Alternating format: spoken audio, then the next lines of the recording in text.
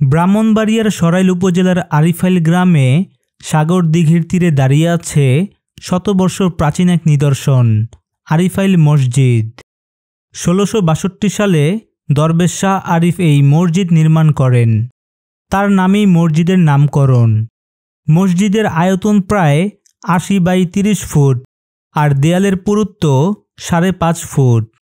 ৫টি প্রবেশ পথ, ৪ কোণায় বুরুজ আর ৩টি গম্বুজ মসজিদের সৌন্দর্য বাড়িয়ে তুলেছে। গম্বুজের ভেতরে খোদাই করা আছে পদ্ম ফুলের নকশা।